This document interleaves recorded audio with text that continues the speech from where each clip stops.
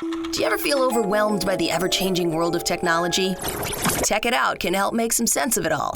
Breaking down geek speak into street speak, technology columnist, author, and TV personality Mark Saltzman covers consumer technology each week for every listener.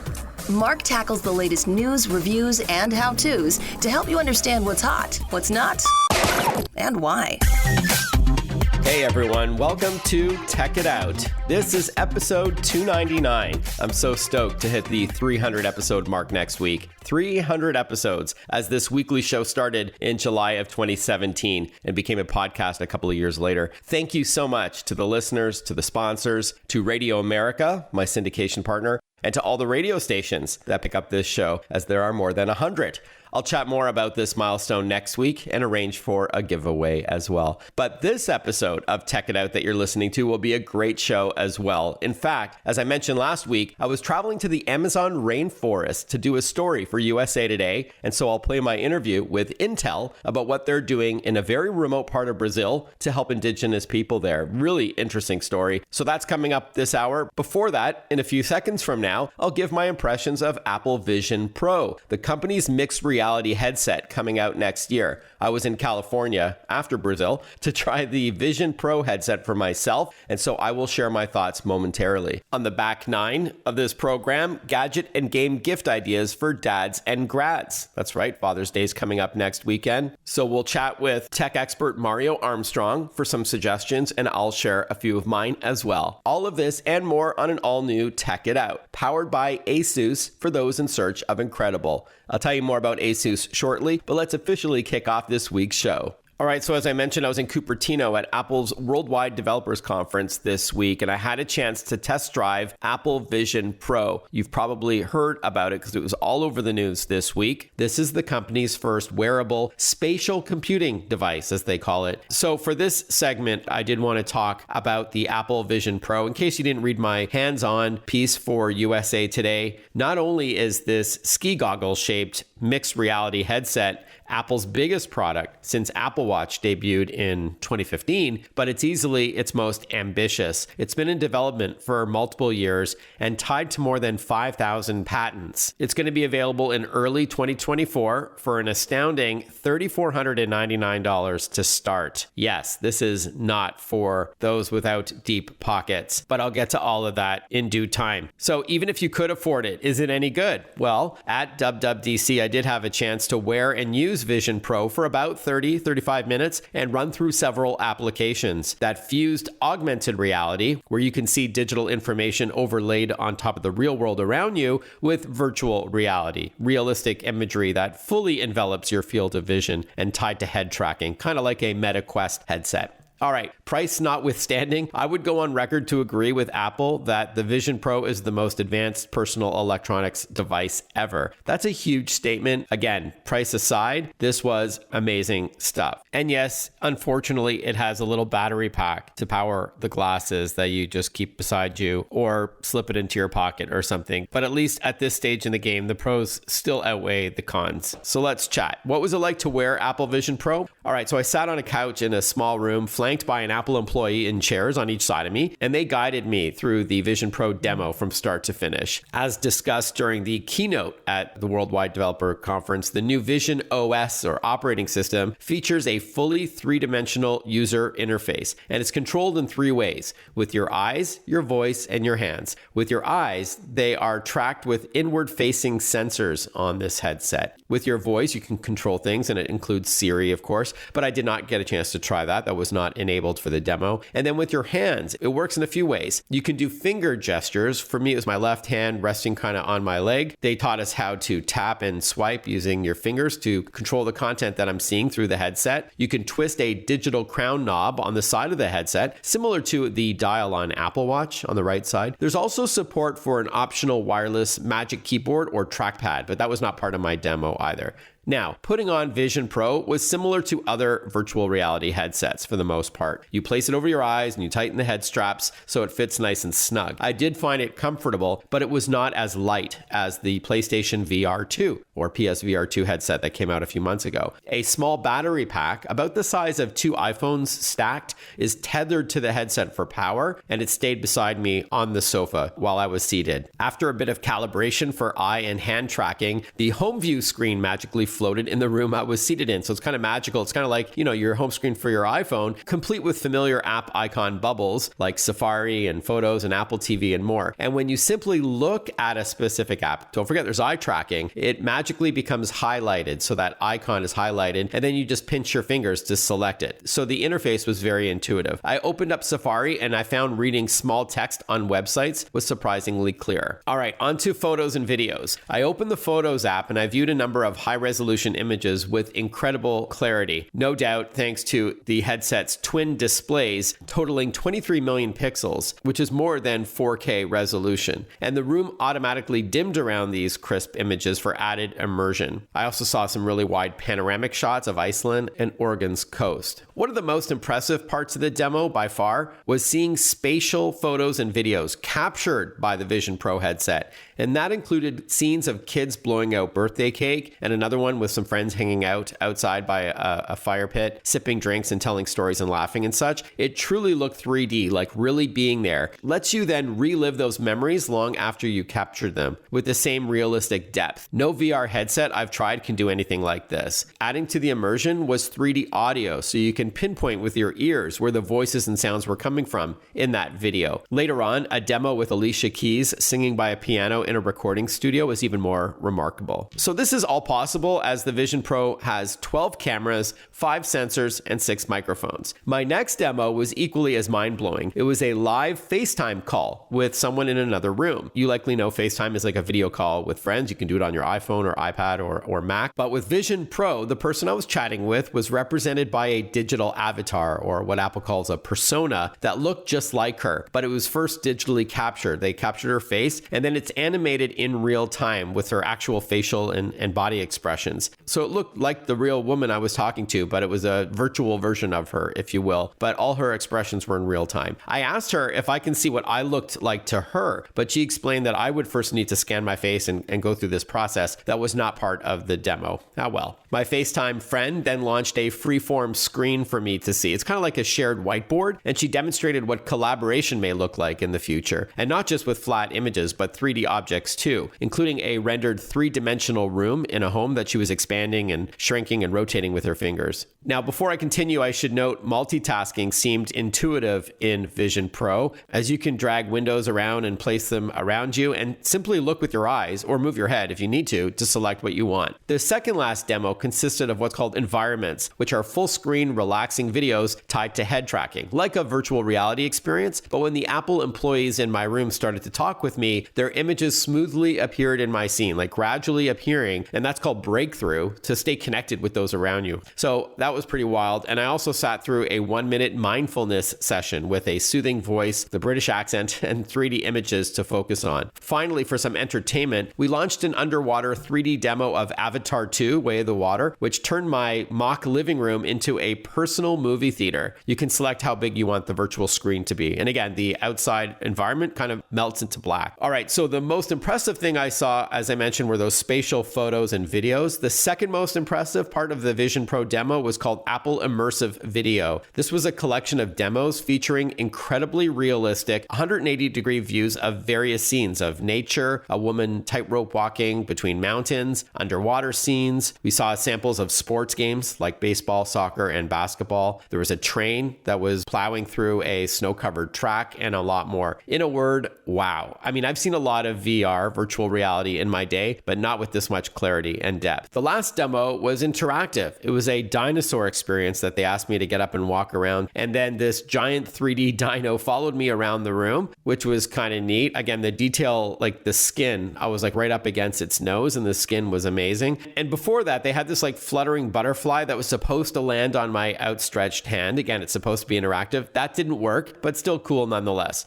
All right, so what's the verdict on Apple Vision Pro? I have to say, trying out Apple technology that won't be available for another year was extraordinary. I mean, it really is a magical experience. I will give them that. The user interface was graceful and intuitive, and the applications are seemingly endless for work and play. Yes, the concerns over price are real, and Apple no doubt knows this isn't going to be a mass market product at $3,500. I wouldn't say they're tone deaf, to use that expression, by working on something most people can afford, as Apple is clearly investing in what's possible for the future. Will it flop?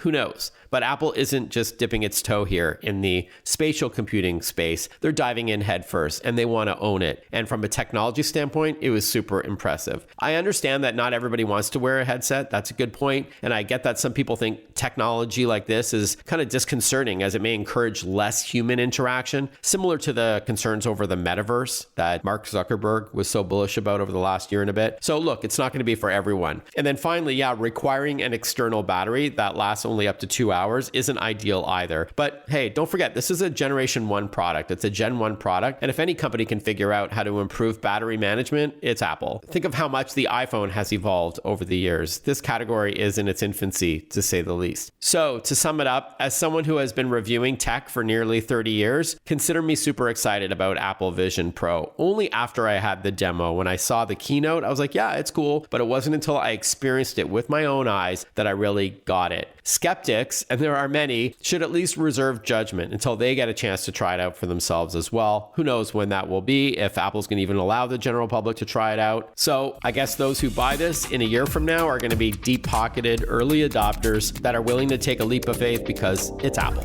Would love to get your thoughts. I'll plug my social media handles when we return. Stick with us. More Tech It Out coming right up after this. Listen to Tech It Out whenever you want. Find the Tech It Out podcast at iTunes or wherever you get your podcasts.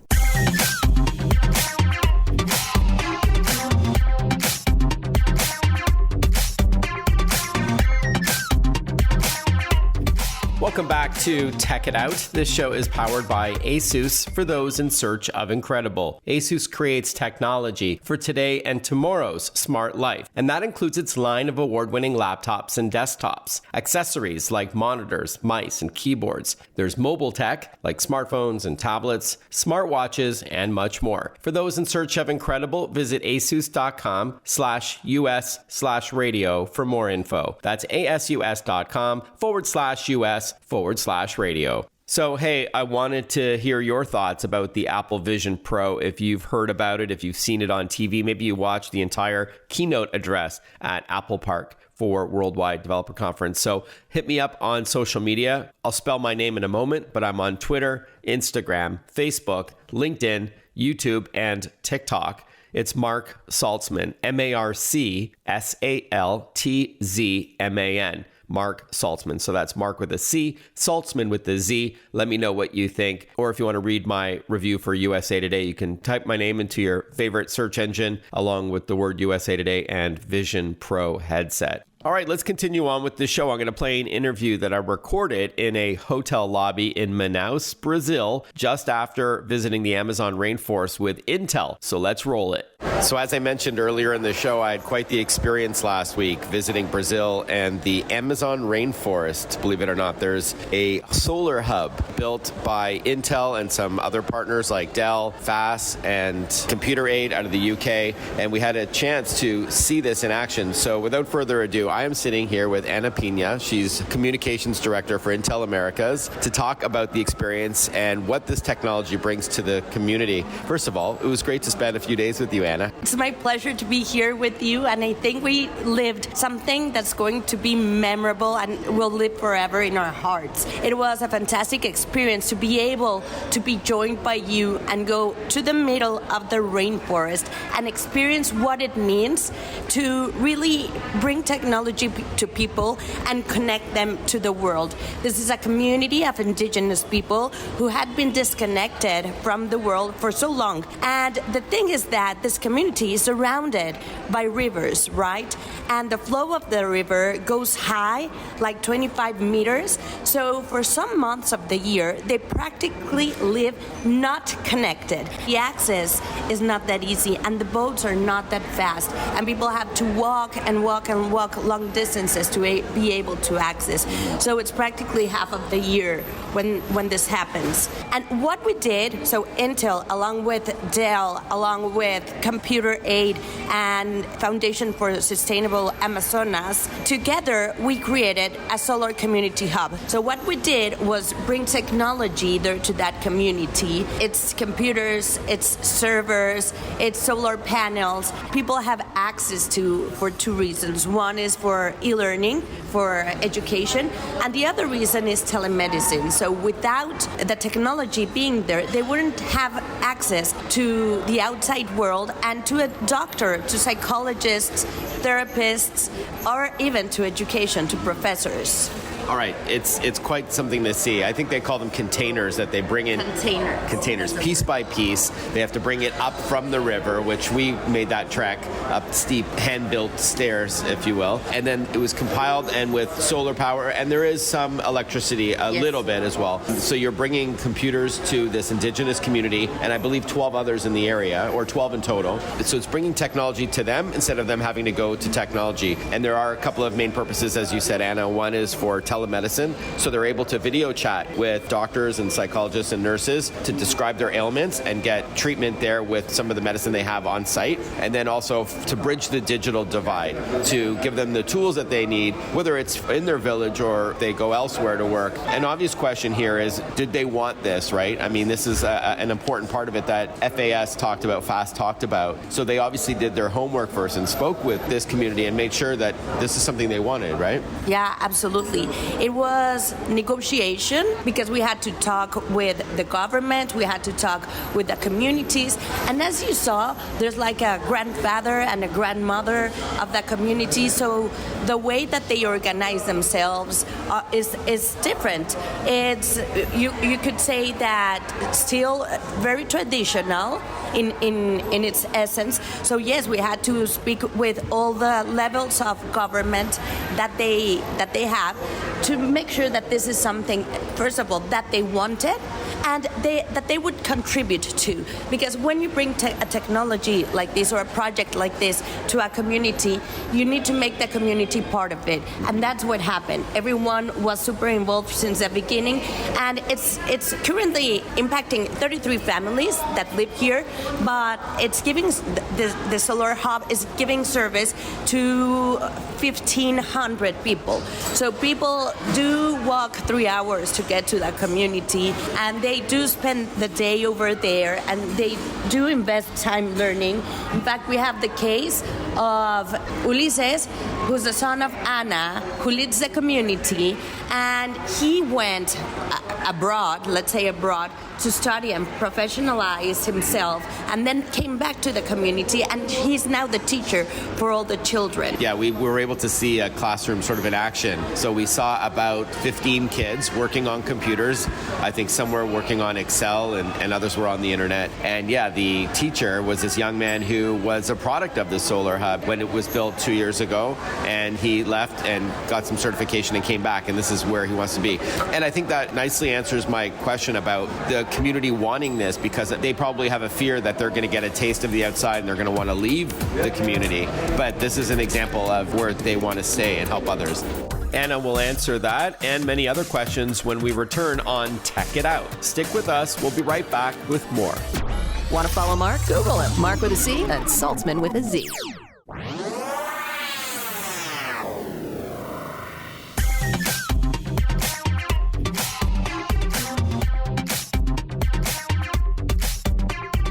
Breaking down geek speak into street speak. This is Tech It Out. Tech It Out with technology columnist, author, and TV personality Mark Saltzman. Welcome back to Tech It Out, everyone. Hope you're enjoying the program so far. I first looked at the Apple Vision Pro headset with my own eyes in Cupertino, California at the company's Worldwide Developer Conference last week. And now we are chatting with Ana Pina from Intel Americas. She's Director of Communications, about this trip to the Amazon rainforest that I was privileged to be part of, to see how technology can impact very remote communities in a profoundly positive way. So I'm chatting chatting with Ana Pina at a hotel in Manaus, Brazil, just after our trip, talking about the Solar Community Hub that Intel and Dell and others built to help these indigenous communities with telemedicine and tech skills and education. Before the break, I asked Ana about the fear among these communities where they may not want this technology because it could encourage their community members to go abroad and leave to pursue other opportunities. You know, is this like sort of a double-edged sword kind of thing? So before the break, we talked about someone we met at the Solar Community Hub who did come back, and Ana wanted to expand a bit more on that. Have a listen. Yes, it's not the only case that we have of people going and coming back. There are 2 other people in the community that had already left and then came back also. And the architects of this project are very close to it, to what's happening. And they come back and, you know, they're making sure that this is like a sustainable project, that the community is able to keep alive. Otherwise, you get rusted computers and, you know, it defies the purpose. Sure. And the purpose truly is to create technology that changes the lives of people and enriches the lives of people. And that's what's happening. That's what we actually saw. We're, by the way, in the lobby of a hotel in Manaus, which is sort of north central Brazil, and a flight and a boat ride to the Amazon from here. And this is 4 hours north of São Paulo. And so it's a little bit noisy in the lobby that we're in, and it's pouring rain outside. I am chatting with Ana Pina. She's a communications director for Intel Americas about this solar hut built in the Amazon rainforest that we visited on Thursday. And you could read my article about it, by the way, in USA Today and see some photos. I loved how they personalized the hut by having the local community paint pictures on the wall. Yeah, and you know what? When the containers got into the Amazonian rainforest, what the community did was put wood around it to protect it and put isopor. So the way that they regularly protect the houses and their constructions, they did that. And then they painted it, and everyone put their hands, and they built like a flushing system because they built bathrooms along with it, right? So you have 2 bathrooms right there for the people using the computers. And also they planted around it. And there's now a project for cleaning water associated to the community. So, you know, the impulse is there, and it's starting to make the community thrive and evolve. Yes. Like you said yesterday, it's planting the seed for future generations on a few levels, quite literally and figuratively. I was interested to hear of one story. Someone asked about an example of telemedicine. Someone said that there was an older man in their community who was very unwell, too unwell to travel to the closest city by boat to find out what was wrong. It turned out he had severe pneumonia, but it was his first time seeing a screen.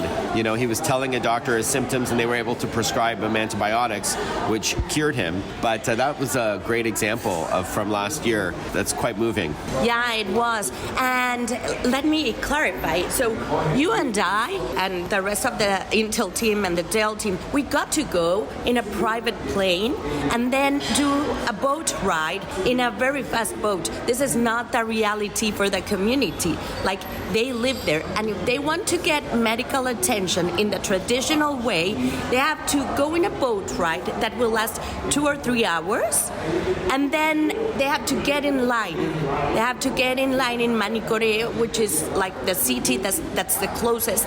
And they were telling me that in sometimes it will take 2 or 3 days for them to get the attention because they have to stand in line. So it's complicated, and this is making it easier for them. Even the transportation of medication, sometimes the medication will come to them and they will not have to go into the capital because it costs money and it costs time and resources. Yeah. Amazing. So, and we should mention that there is universal health care in Brazil, but it is a matter of getting to a city big enough and then having to wait in line, like you were saying. But when they do speak to doctors or psychologists and nurses over the internet, it is all covered for them, which is wonderful. Talk to me a little bit, please, about Intel's involvement. I don't think this is your first solar hub in Brazil or elsewhere. I think there's something where you're based in Mexico City. So what was sort of the impetus for this? What was the motivation for Intel to get involved? So I love to tell this story. This is a product of the pandemic. So when the pandemic hit, Intel destined some money to fund world-changing projects. So you had to submit the project, and some of them got approved, some of them didn't. But the best projects, the ones that had a true impact in humanity, those were the ones who got approved. And this one was one of them. And I'm very proud to say that this project came through my communications team. It was my very own team, Carolina, who spoke with the folks at Dell, and they said, okay, we have this together, let's do it, and let's power it, and let's put funding behind it, and let's have two big companies like Dell and Intel doing this together. And the project is very close to my heart, because before managing communications for Intel, I was managing communications for Dell for 10 years. So it's very close to my heart, and it's the fulfillment of the purpose of the two companies, like, world-changing technology. Well, congratulations, Anna. No doubt it's super rewarding for you. I could see it on your face. It was so amazing to see it. That's an understatement, to see it with my own eyes and talk with the people that benefit from the Solar Hub, people that work there, and walking around the community as a whole, this small village that's all built around the solar hut in the Amazon rainforest. Congratulations again. Thank you so much for carving out some time to talk with us today. And thank you for making the time to come with us. It was a life-changing experience. I'm very happy that we got to experience it together. Thank you, Mark. If you're interested to learn more, simply go to your favorite search engine like Google or Bing and type in Solar Community Hub and the word Intel, and you'll find it there. Very, very interesting stuff. When we return on Tech It Out, it's dads and grads season, right? Father's Day is coming up next weekend, Sunday, June 18th. And it's also a time to celebrate the grad in your home, usually around June. So I'll share some gadget and game gift ideas for someone in your family or close friends. And also on the show, we'll have tech expert Mario Armstrong. He's a regular guest here, and he'll share a few recommendations as well, covering a variety of prices as well. So a lot more Tech It Out coming right up after this. Stick with us. Breaking down geek speak into street speak. Tech It Out, hosted by Mark Saltzman.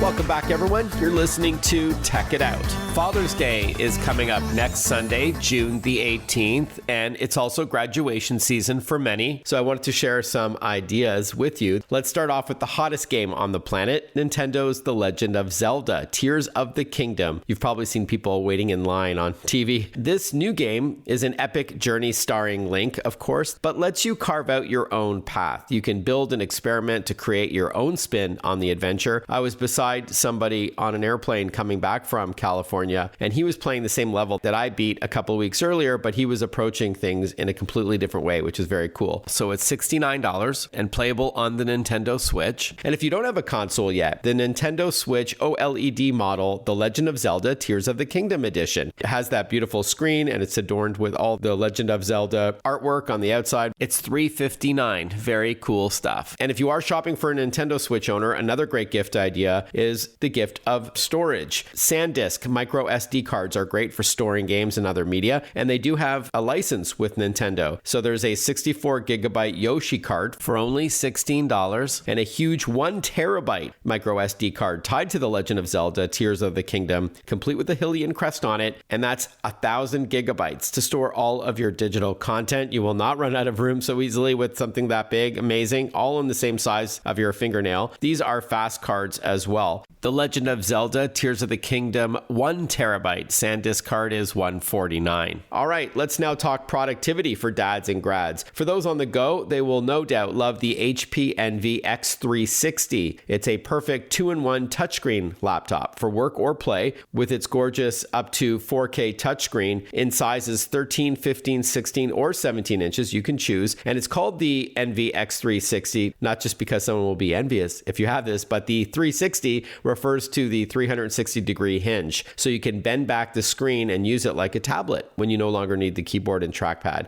or use a digital pen with it, or your fingertip, or your voice. It's super versatile, powered by an Intel Core processor, so super fast performance. It also has a lot of security. So this HP laptop has a built-in webcam shutter, so you can manually close the lens when you don't want to be seen. There's a mute microphone button and a fingerprint reader for logging on securely. Prices start at $799 for the HP Envy X360. Speaking of versatility, calling the Kobo Ellipsa 2E an e-reader would be a huge understatement. Yes, it does have a gorgeous and massive 10.3-inch touchscreen with Comfort Light Pro to reduce blue light and ease eye strain while reading ebooks, but it's also the ultimate note-taking device for writing out and organizing your notebooks. So these digital notebooks stored inside of this super thin device that you bring with you on the go. It can convert your handwriting into text. You can mark up PDFs or write on ebook pages, like making notes in the margins or circling or underlining certain content that you want to revisit or share with somebody. You can export your notebooks to the cloud for easy convenience, something you can read then on another device. And not only does it support ebooks, which you can buy or borrow through your local library, but you can also listen to audiobooks on the Kobo Ellipsa 2E with Bluetooth headphones or a Bluetooth speaker. And then finally, it was made with ocean-bound plastic, so very eco-friendly. The Kobo Ellipsa 2E costs $399, and you can buy it at kobo.com.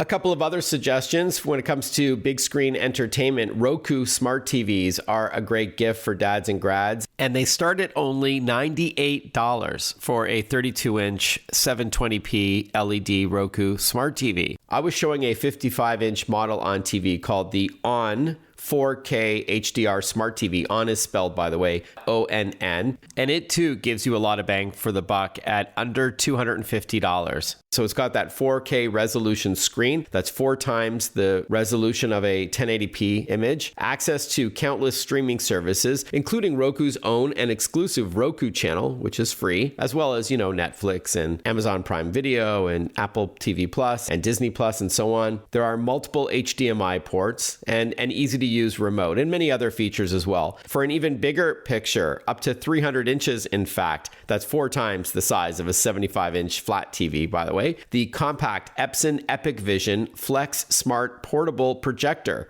can be brought between the family room and the boardroom. So great for giving presentations to your colleagues or clients, and then just throw it in your backpack. And when you bring it home, you can watch sports or play games or stream TV shows and movies with it. So great for your 9 to 5 work life or your 5 to 9 downtime. It delivers a full HD 1080p picture with high brightness at 3000 lumens. And as I mentioned, you can also stream content from your favorite services built in already. Epson calls this device perfect for business, epic for play. It's $549. And it's also great for those who may have a summer home, like a cottage or a cabin, as you can bring it from place to place. Again, that's called the Epson Epic Vision Flex Smart Portable Projector. And finally, at just $39.99, Amazon has introduced the Echo Pop, the latest Amazon smart speaker powered by Alexa with new colors like lavender and teal. Among them, very cool looking devices. It has a new form factor with loud and full sound. Of course, you can ask Alexa a question or give it a command like controlling your smart home devices. And also, if you have an Eero mesh system at home, that's a Wi-Fi network, that's EERO. It is owned by Amazon. These Echo Pop smart devices have built-in Eero support. It can extend your wireless coverage up to 1,000 square feet per speaker. So it's a nice added benefit to broadening or expanding your Wi-Fi in and around your home. Love it. So as you can see, no shortage of great gadget and game gift ideas for dads and grads, starting at only $16 and going all the way up to $8.99. So based on your budget or however many people are going in for that gift. And hey, you can hit me up on social media if you have any questions about these. I'm on Twitter, Instagram, Facebook, LinkedIn, YouTube, and TikTok. It's Mark Saltzman, MarkSaltzman. We'll be right back with more Tech It Out. Follow Mark Saltzman on Facebook, on Twitter, on Instagram. Listen to Tech It Out whenever you want.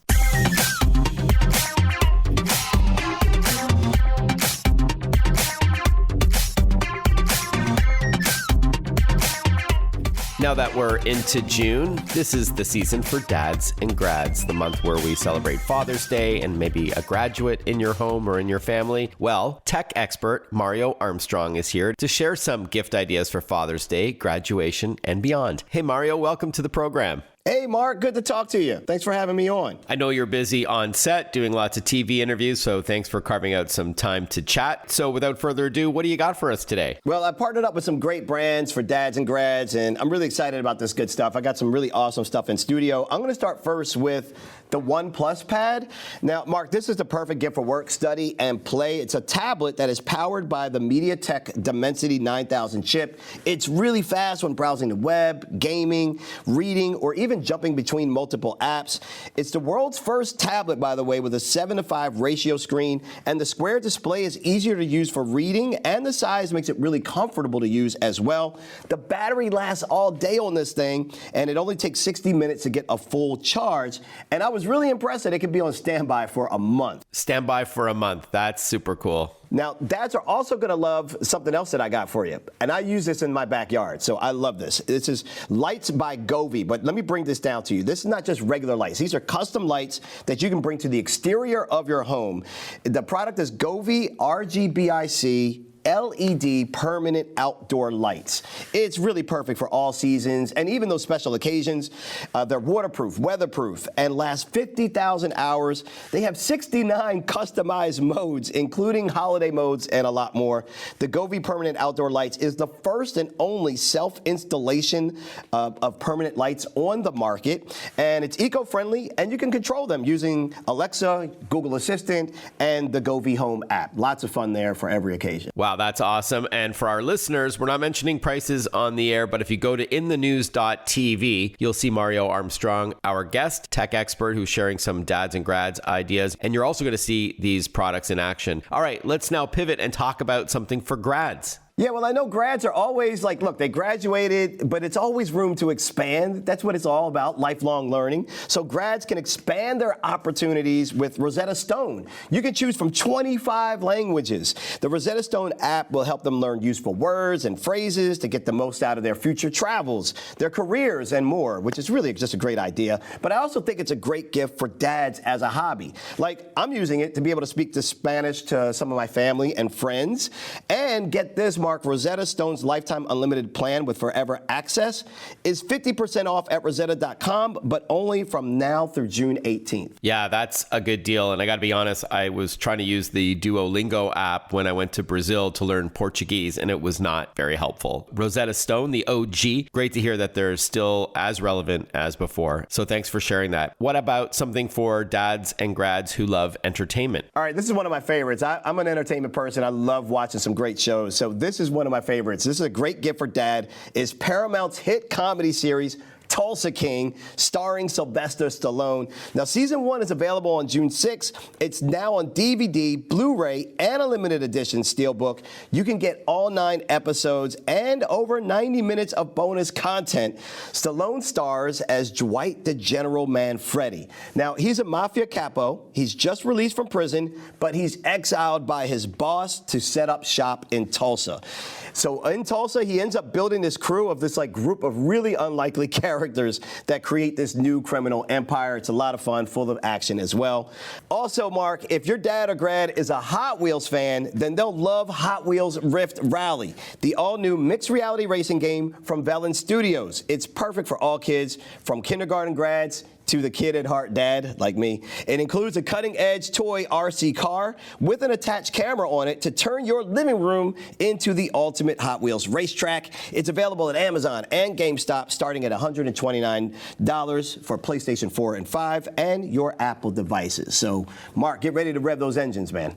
First of all, Tulsa King, great show. Loved the first season. Stallone was amazing, as is the other cast members. So, great storyline. My wife and I couldn't stop watching it, so very cool. And yeah, love the mixed reality stuff when it comes to entertainment, so thanks for sharing that. As we wrap up, Mario, what's the best website, once again, to see all of this and to get pricing and links and all that? We got all the links, pricing, and more. Just go to the website, inthenews.tv. Awesome, Mario. Always great to have you on the program. Happy Father's Day to you, and all the best. Thanks again. Great to chat with you too, Mark. Hey, thank you for tuning in to Tech It Out, everyone, powered by ASUS for those in search of incredible, as well as Western Digital. Hope you enjoyed the program. It was a packed one. Again, if you want to reach out, ask me any questions, give me some suggestions as we inch towards the 300th episode of Tech It Out, you can send me an email at marksaltzman.com. That's MarkSaltzman.com. Or you can send me a note on social media. I'm on Twitter, Instagram, Facebook, LinkedIn,